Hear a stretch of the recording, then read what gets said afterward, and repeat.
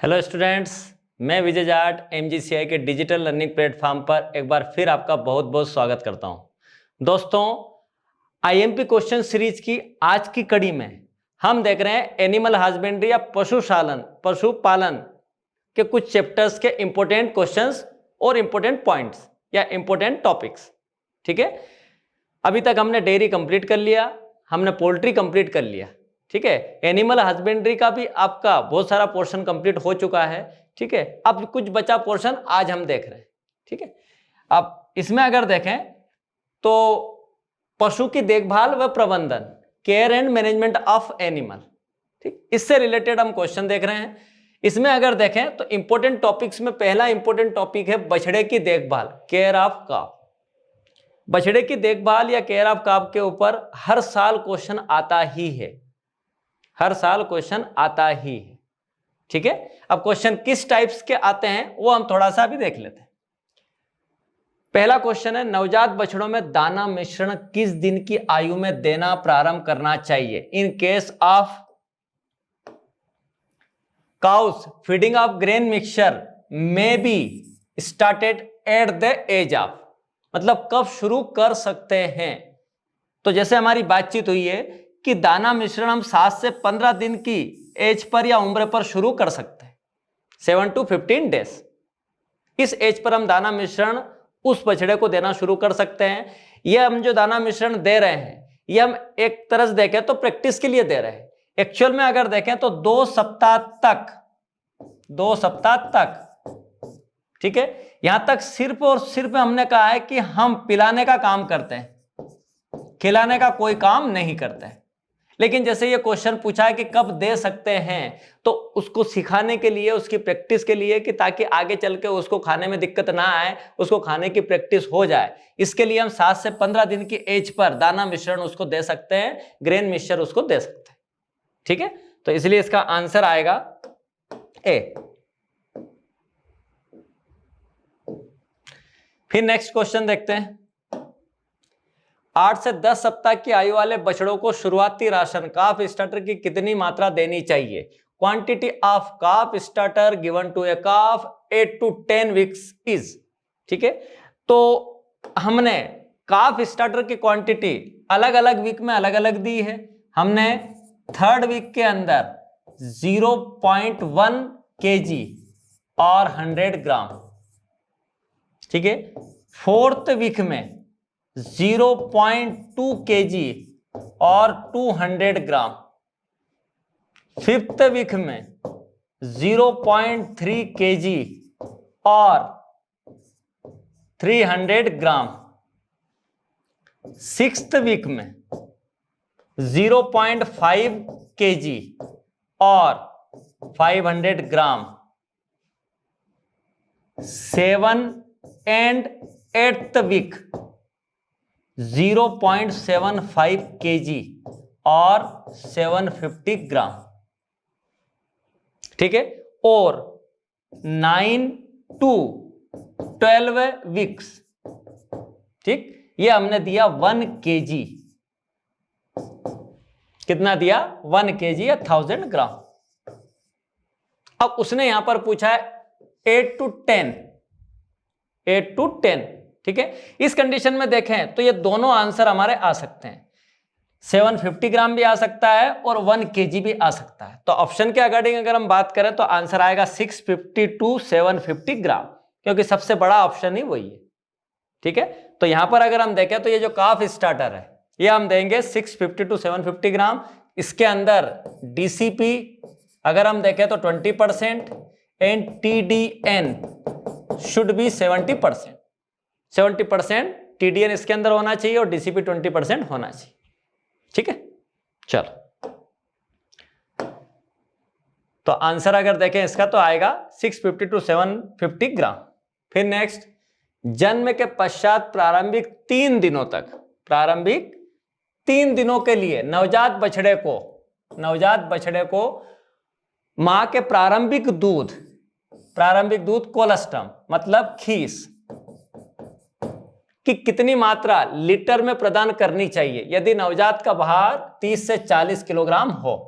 तो for the first 3 days following it's birth calf should be fed how many liters of colostrum if weight of calf is 30 to 40 kg? Clear? हमने कहा है कि जब वो नवजात है या न्यू बॉर्न है, अभी अभी जन्मा है, तो उसको हम उसके शरीर भार का या बॉडी वेट का 1/10 देते हैं। ठीक है, अब 1/10 दे रहा है बॉडी वेट है 30 to 40, मतलब मल्टीप्लाई बाय 30 to 40, तो यह आएगा 3 to 4 लीटर। 3 to 4 litre. तो इसमें ऑप्शन के अकॉर्डिंग बात करें तो आंसर आएगा 3 to 4। ठीक है, चलो, अधिकतर क्वेश्चन में यही पूछा जाता है 1/10। अभी यहां पर पूछा कितना देंगे बाहर देकर, या फिर सिंपल पूछा जाता है कि उसकी बॉडी वेट का या शरीर भार का कितना हमको खीस पिलाना चाहिए नवजात को, तो 1/10 या 1/10। 1/10 या 1/10 का मतलब है 10% ऑफ इट्स बॉडी वेट, उसके शरीर भार का 10%। चलो फिर नेक्स्ट क्वेश्चन, खीस या तेली की पाचकता किस तापमान पर दिए जाने से बढ़ती है? मतलब बछड़े को जब हम खीस पिला रहे हैं तो वह खीस का ताप कितना होना चाहिए जिससे कि उस खीस की पाचकता ज्यादा हो। ठीक, तो वह हमेशा हमको 99 to 102 डिग्री फ़ारेनहाइट वाला पिलाना चाहिए, या न्यू कहें कि उसकी बछड़े के बॉडी वेट का थोड़ा सा कम, जितना उसका बॉडी वेट है उससे कम टेम्परेचर वाला उसको हम देंगे खीस, लेकिन ज्यादा नहीं, थोड़ा सा कम। तो इसलिए 99 to 102 डिग्री फ़ारेनहाइट। फिर नेक्स्ट, मादा पशुओं की उचित वृद्धि के लिए बच्चों को कितने दिन पर अलग रखना चाहिए? ठीक है, in order to keep female cows growing properly we must separate bull cows at. मतलब दोनों को हमको अलग करना है, फीमेल एंड मेल, नर और मादा को। तो नर और मादा को हम साथ में, एक साथ में हम 6 मंथ तक रखते हैं, और इस 6 मंथ के बाद में हमने मेल और फीमेल को अलग कर दिया। ठीक है, तो 6 महीने तक दोनों साथ रहेंगे, और 6 महीने के बाद में एक तरह से देखें तो जिसका जो पर्पस होगा फिर उसका पालन उसके हिसाब से होगा। किसी को हमको बुल बनाना है तो फिर उस हिसाब से पालन होगा, किसी को बैल बनाना है तो उस हिसाब से पालन होगा, किसी को हमको गाय बनाना है तो उस हिसाब से पालन होगा। ठीक, तो आगे जैसे दुधारू है और भारवाही है, प्रजनक है, इनके हिसाब से हम इनके आगे पालन करेंगे। तो 6 महीने पर सभी को अलग कर देंगे। ठीक है, तो आंसर आएगा इसका 6 माह की उम्र पर, 6 मंथ एज। फिर नेक्स्ट, नवदुग्ध निम्न को दिया जाता है। नवदुग्ध कोलेस्ट्रम इज गिवन टू। ठीक है, तो ध्यान रखिएगा, नवदुग्ध का मतलब है कोलेस्ट्रम, मतलब बात हो रही है खीस की, और खीस जो है वो हमको पता है कि लगभग 5 to 7 डेज तक मिलता है, और जब इतने दिन तक मिलता है तो फिर तो ये किसको मिलेगा? ये सिर्फ नवजात को मिलेगा, न्यू बॉर्न को मिलेगा, बाकी किसी को मिल नहीं सकता। ठीक है, तो इसलिए आंसर देखें तो क्या आएगा? केवल नवजात बछड़े या बछड़ी को, न्यू बॉर्न काउस। तो आंसर है इसका केवल नवजात बछड़े या बछड़ी को। फिर नेक्स्ट, गाय की देखभाल। ये दूसरा टॉपिक है जिसमें से एग्जाम में बार बार क्वेश्चन पूछे जाते हैं, और ये भी ऐसा टॉपिक है जिसमें से हर साल एग्जाम में क्वेश्चन आ रहे हैं। ठीक है, तो इसके ऊपर हम क्वेश्चंस देख लेते हैं। गाय को कितने दिन के दूध उत्पादन के पश्चात शुष्क करना चाहिए? Cow should be dry after how many days of milk production. ठीक, तो इसके हिसाब से अगर देखें तो गाय ऑलमोस्ट 300 डेज, 300 दिन ये दूध उत्पादन करती है, मिल्क प्रोडक्शन करती है। ठीक, और इसके बाद में इसको हमको सूखा देना है, इसको हमको ड्राई करना है, सुखाना है, और सुखाने की जो अवधि है वो है 60 से 90 दिन। ठीक है, या फिर 2 to 3 मंथ के लिए हम उसको ड्राई करेंगे, और वापस ड्राइंग पीरियड के बाद में आ जाएगी काविंग, या जिसको हम बोले ब्याना, और ब्याने के बाद में वापस दूध का उत्पादन चालू हो जाएगा। मतलब 2 ब्यात के बीच में उसको लगभग 2 से 3 महीने हम रखेंगे सूखा। ठीक है, तो जितने दिन गाय दूध देती है उसके बाद में हम उसको सुखा देंगे। तो आंसर इसका अगर देखें तो 305 दिन।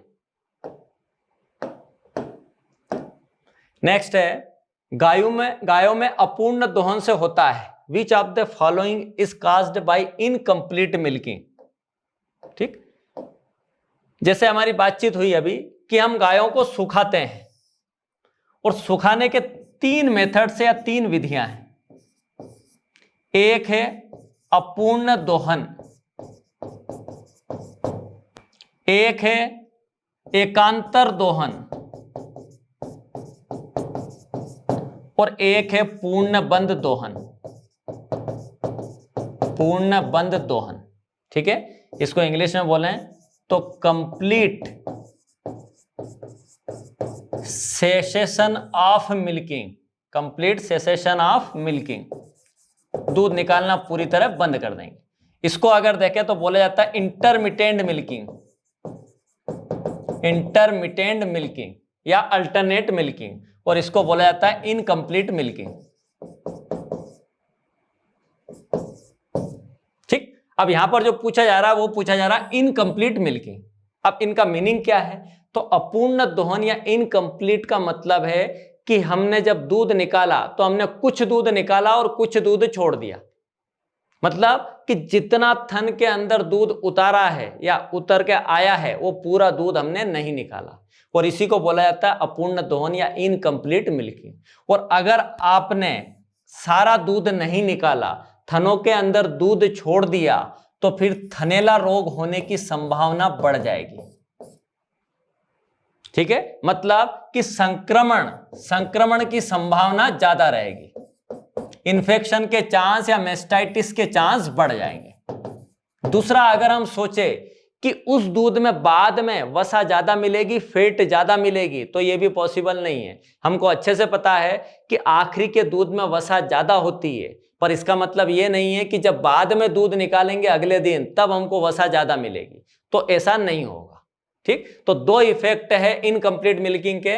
दूध में वसा प्रतिशत में कमी होगी, ठीक है, और आयन में संक्रमण होगा। तो इसलिए आंसर आएगा दोनों, ए और बी। पर कहीं मान लो यह ऑप्शन होता ही नहीं, ठीक है, और हमको कोई एक चुनना रहता, तो हम सबसे पहले चुनते आयन में संक्रमण। ठीक है, इन्फेक्शन ऑफ अडर, यह पहला आंसर है। ठीक है, और दूसरे नंबर पर है ये। तो जब दोनों दे तो बोथ ए एंड बी, लेकिन अगर किसी एक को चुनना है तो फिर वो है इन्फेक्शन ऑफ अडर। ठीक, तो इसका आंसर अगर देखें तो वो आएगा दोनों ए और बी। फिर नेक्स्ट, डेयरी गो पशुओं को शुष्क करने की विधि।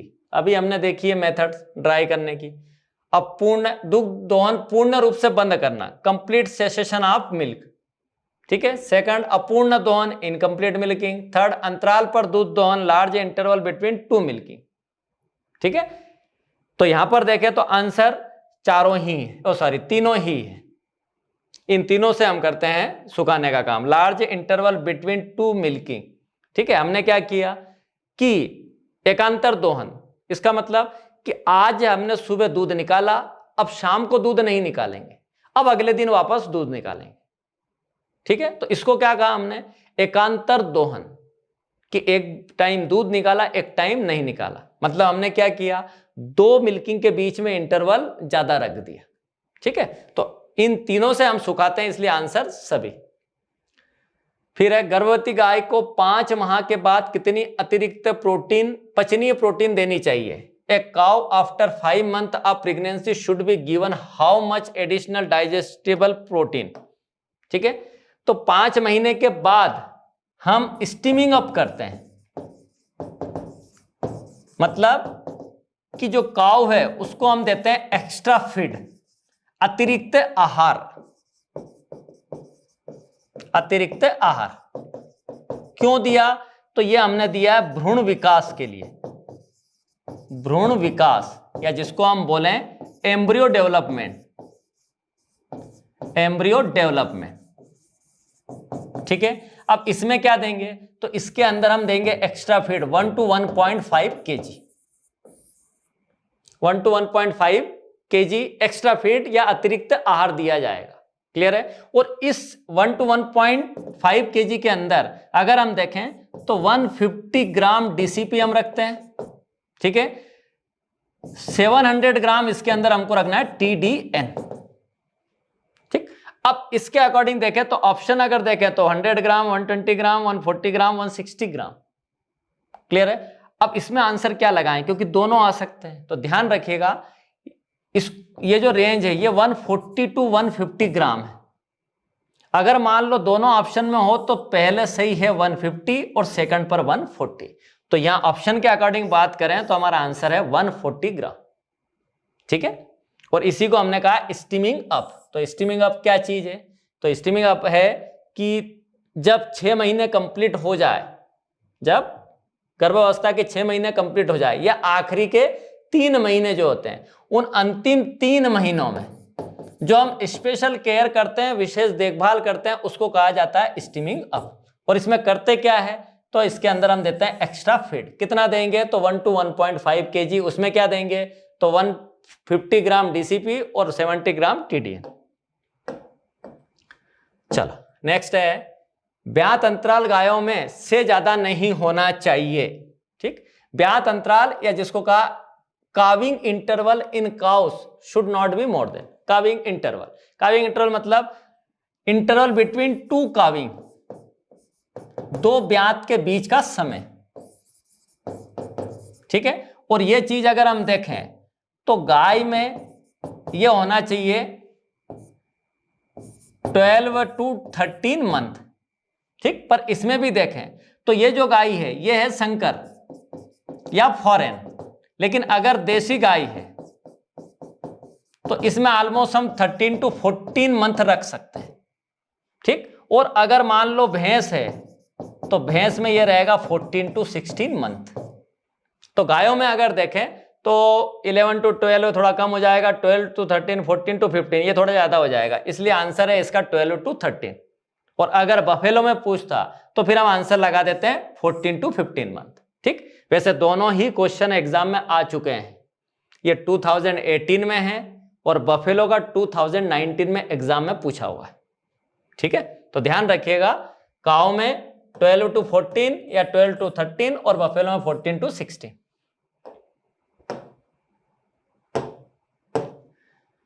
फिर है नेक्स्ट, प्रसव के 1 सप्ताह पूर्व पेशियों में विटामिन D3 8 10 मिलियन IU का इंजेक्शन बीमारी से बचाने के लिए दिया जाता है। Injection of vitamin D3 8 10 million IU intramuscularly a week before parturition is given to avoid disease. ठीक है, तो विटामिन डी और साथ में कैल्शियम, ये दोनों देते हैं, कैल्शियम भी और विटामिन डी भी। ठीक, क्यों दिया? तो हमको पता है कि जब पार्चुरेशन होता है, प्रसव होता है, उस समय कभी कभार जो है रक्त का कैल्शियम, ब्लड का जो कैल्शियम है वो कोलेस्ट्रम में चला जाता है और इसके कारण शरीर के अंदर या रक्त के अंदर कैल्शियम की कमी हो जाती है और उस कैल्शियम की कमी के कारण एक बीमारी हो जाती है जिसका नाम है मिल्क फीवर, या हिंदी में इसको बोला जाता है दुग्ध ज्वर। ठीक, तो आगे चल के ये बीमारी होने के चांस है कि ब्लड के अंदर कैल्शियम लेवल कम हो जाए, तो वो कम ना हो इसके लिए हम लगभग 8 दिन पहले या 1 सप्ताह पहले कैल्शियम और विटामिन डी जो है उसको एक्स्ट्रा देना शुरू कर देते हैं। हम स्टीमिंग अप में भी दे रहे हैं, लेकिन इस समय हम भोजन के अंदर या फीड के अंदर कैल्शियम और विटामिन डी इंक्रीज कर देंगे। ठीक है, तो ये क्यों दिया हमने? तो मिल्क फीवर डिसीज से बचाने के लिए। चलो नेक्स्ट चलें, फिर अगला है पशु आवास। नेक्स्ट इंपॉर्टेंट टॉपिक पशु आवास। ठीक, इसके ऊपर भी एग्जाम में ये मान के चलें पिछले 3-4 साल से कंटिन्यू क्वेश्चंस आ रहे हैं। ठीक है, तो इसके ऊपर देखते हैं आप। 3 से 6 माह के बछड़ों के लिए प्रति बछड़ा कितना क्षेत्रफल की आवश्यकता होती है? उम्र है 3 से 6 माह। ठीक है, हमने कहीं पढ़ा है कि अगर मान लो 3 माह से कम है तो हम 20 to 25 स्क्वायर फीट स्थान देते हैं बछड़े को। अगर 3 से 6 महीने का है तो फिर 25 to 30, अगर 6 से 12 महीने का है तो फिर 30 to 40, और अगर 12 महीने का है या 12 महीने से ज्यादा का है तो फिर 40 to 50 स्क्वायर फीट। अब यहां पूछा है 3 से 6 माह, 3 से 6 माह मतलब ये रेंज। ठीक, तो कितना दिया? 25 to 30 square feet. 25 to 30 square feet दिया। अब यहां अगर देखें तो ऑप्शन दिए हैं वर्ग मीटर में, स्क्वायर मीटर में दिए, ठीक है। मतलब पहले अब इसको कन्वर्ट करना पड़ेगा स्क्वायर मीटर में। तो स्क्वायर मीटर में कन्वर्ट करने के लिए अगर हम देखें तो 1 स्क्वायर मीटर इक्वल्स टू होता है 10.76 स्क्वायर फीट, ठीक। इसका मतलब कि इस 25 to 30 को मुझे डिवाइड करना पड़ेगा 10.76 से। क्लियर।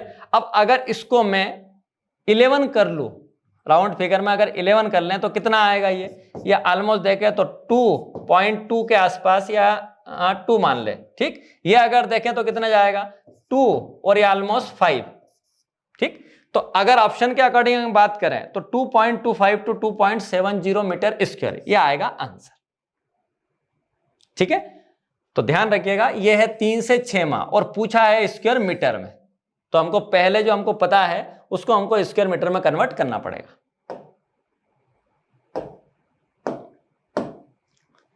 फिर नेक्स्ट चलें इसी आवास या हाउसिंग में।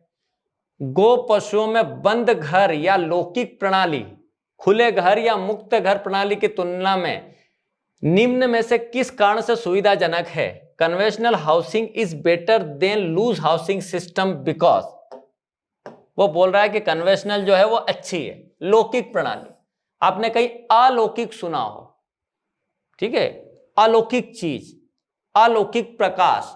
तो अलौकिक प्रकाश मतलब फैला हुआ या खुला हुआ, अलौकिक प्रकाश मतलब फैला हुआ या खुला हुआ। तो लौकिक मतलब बंद, लौकिक मतलब बंद। तो ध्यान रखिएगा एक नाम उसने यहां पर लौकिक प्रणाली दिया मतलब बंद, और बंद को हमने क्या बोला? कन्वेंशनल या स्टेंचियन, ठीक है। तो पूछ रहा है स्टेंचियन या बंद जो है वो क्यों अच्छी है?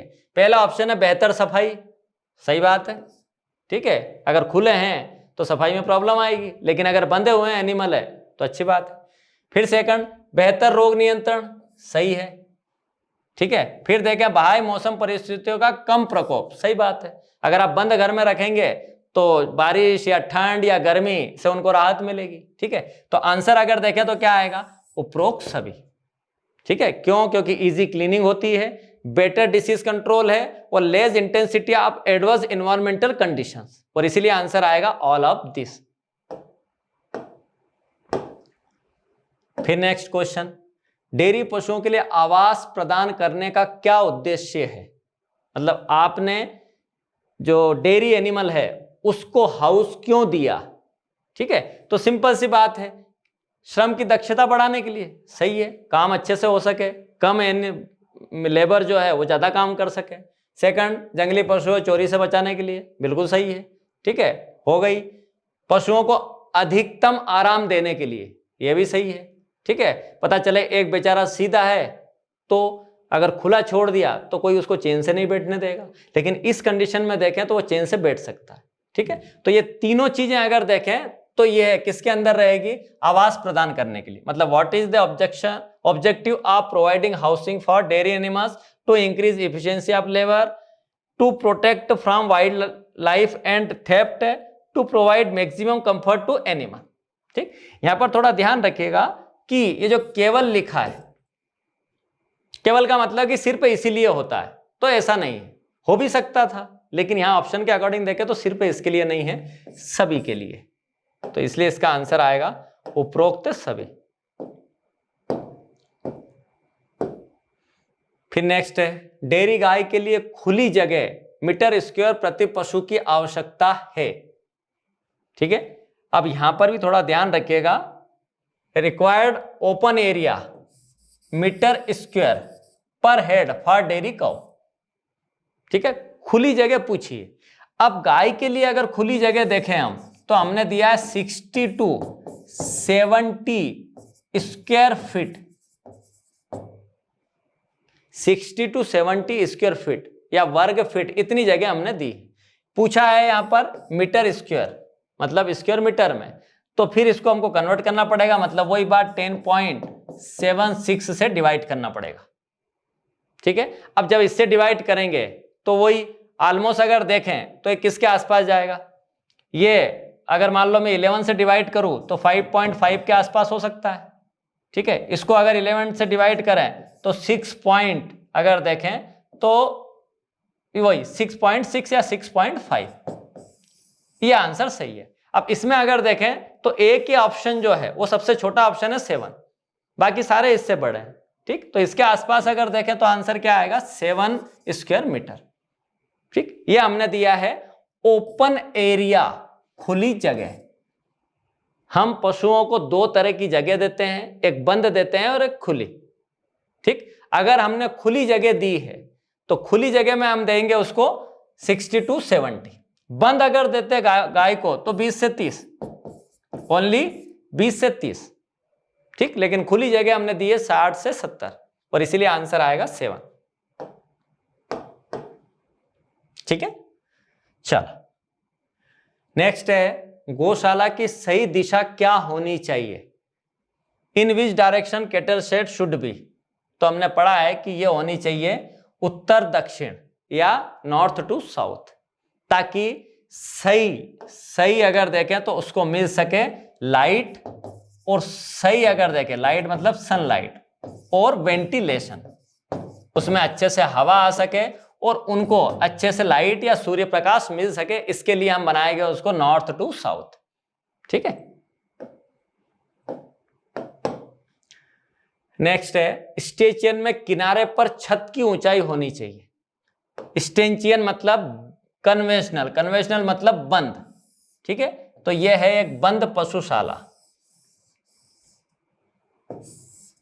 ठीक है, अब इसमें अगर देखें तो इसकी टोटल हाइट अगर हम बात करें, टोटल हाइट मतलब जमीन से लेकर छत तक की पूरी ऊंचाई, ये रखनी है हमको 15 to 16 फीट। 15 to 16 feet. ठीक है, ये जो वॉल्स है, दीवारें हैं, इन दीवारों की हाइट अगर हम देखें तो ये हमको रखना है 7 to 8 फीट। और जितनी दीवारें ऑलमोस्ट उतनी ही ऊंचाई हम रखेंगे गेट की, मतलब लगभग 7 फीट। ठीक है, अब उसने पूछा है स्टेचियन में किनारे पर छत की ऊंचाई, हाइट ऑफ रूफ। ठीक है, 8 साइड इन स्टेचियन। तो इसमें अगर हम छत की बात करें तो छत की साइड क्या है, यह है उसकी साइड, ये किनारे। ठीक है, साइड में, अब साइड में उसने हाइट पूछी है तो कितनी आएगी, 7 to 8 फीट।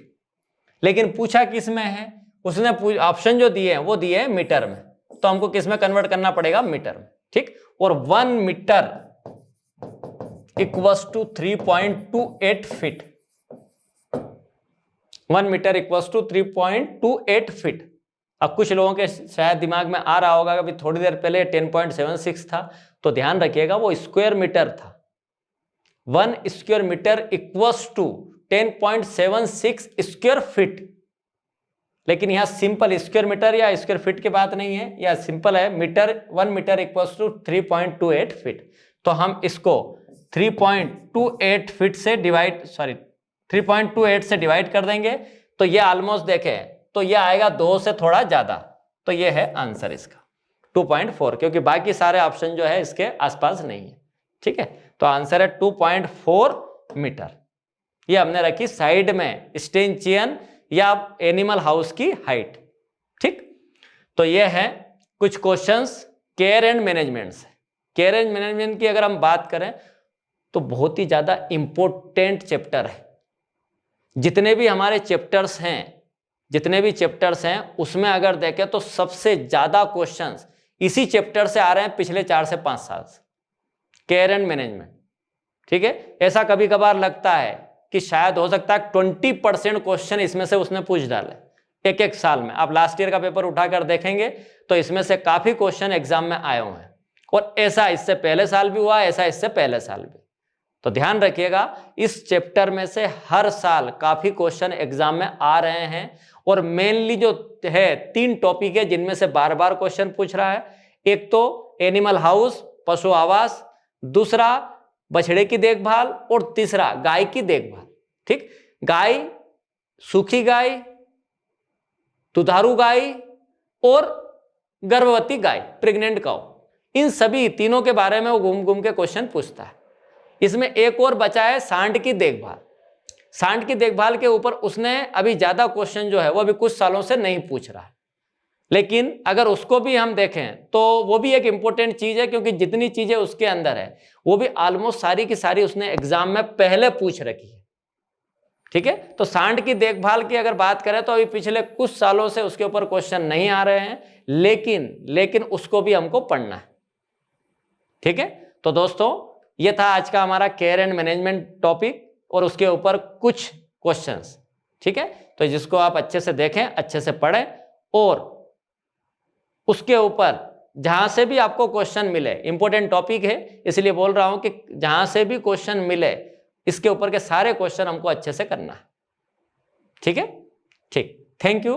मिलते हैं नेक्स्ट वीडियो में एक नए टॉपिक के साथ में। तब तक के लिए नमस्कार, हैव ए नाइस डे।